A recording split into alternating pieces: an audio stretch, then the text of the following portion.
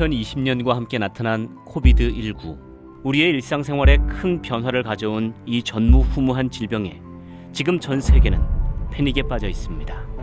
이 강력한 바이러스 앞에 보건 강국 대한민국도 예외 없이 어려움을 겪고 있습니다. 설상가상으로 건강보험공단에서 실시한 코비드19 시뮬레이션 결과 1인당 치료 비용을 최대 7천만 원으로 추정했습니다. 이렇게 참담한 상황 속에서 두각을 드러낸 대한민국의 히든카드, 국민건강보험.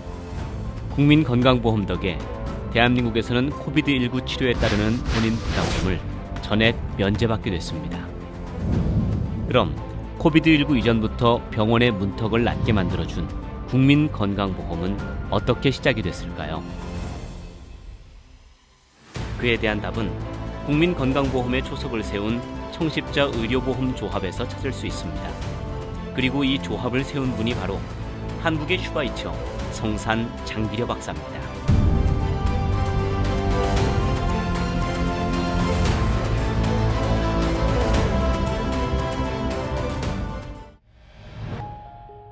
(1911년 8월 14일) 평안북도 용천에서 태어난 장기려 박사는 어릴 때부터 의사의 꿈을 키웠고 결국 가난하고 헐벗은 불쌍한 환자들을 위한 의사가 되겠다고 다짐하며 경성의학전문학교에 입학했습니다.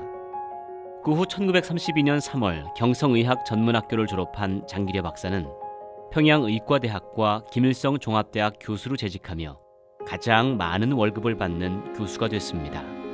하지만 장기려 박사는 그 많은 돈을 전부 가난한 사람들에게 쓰는 바보 의사였고 아내 김봉숙도 이런 장기려 박사의 뜻을 따라 자신이 할 수 있었던 삭바느질로 장기려 박사를 내조했습니다. 후에 둘째 아들 장가용이 TV 프로그램 인물 현대사와의 인터뷰에서 어머니의 손이 항상 터져서 검게 물들어 있었다고 기억한 것으로 보아 장기려 박사 부부의 헌신이 절대 짧거나 가볍지 않다는 것을 유추해 볼 수 있습니다. 이런 아름다운 헌신도 6.25 전쟁의 발발로 멈추게 됐습니다. 전쟁 중에 장기려 박사는 철수하던 군인의 손에 이끌려 둘째 아들과 함께 월남하게 됐습니다. 월남 중이던 장기려 박사는 피난민들 속에서 아내와 딸을 봤지만 응급 차량 속 환자들의 상태가 워낙 위급해 멈추지 못하고 남으로 향했습니다. 이 순간이 마지막이 될 수도 있다는 것을 그때 장기려 박사는 미처 알지 못했습니다. 당시 부산은 전국에서 몰려오는 피난민들로 인산인해를 이뤘습니다. 전쟁으로 인해 먹을 것이 부족했고 많은 피난민들이 영양실조로 고통받았습니다. 그리고 당시 피난민들은 너무나 가난했기에 병이 들어도 어떠한 치료도 받지 못했습니다. 이를 두고만 볼 수 없었던 장기려 박사는 미군에게 천막 3개를 지원받아 제3영도교회 창고에 복음진료소를 설립합니다. 1951년 6월 21일 복음진료소를 설립한 장기려 박사는 미군으로부터 매일 50명분의 의료 물품을 지원받아 무료 진료를 시작했지만 실제로는 200여 명에 가까운 환자들이 몰려와서 천막 속의 작은 기적은 설립 후 5년 만에 한계에 부딪히게 됩니다. 이 소식을 들은 부산의 지역교회와 선교사들이 병원을 살리기 위해 노력했고 그 노력의 결실들로 1957년 5월 28일 부산 서구 암남동에 복음병원을 신축 이전합니다. 생명을 무엇보다 중시하던 장기려 박사는 신축된 복음병원에서 예전부터 해오던 간에 대한 연구를 이어갑니다. 1943년 당시에는 수술할 수 없다고 알려진 간암 설상 절제 수술을 국내 최초로 성공시킨 경험을 바탕으로 1959년 대량 간 절제술을 또 한 번 성공시켜 대한민국을 간 이식대국의 반열에 올려놓습니다. 신축된 복음병원에서도 영양실조 환자들에게 주어진 선의의 처방, 닭 2마리를 살 수 있는 돈을 내어주시오.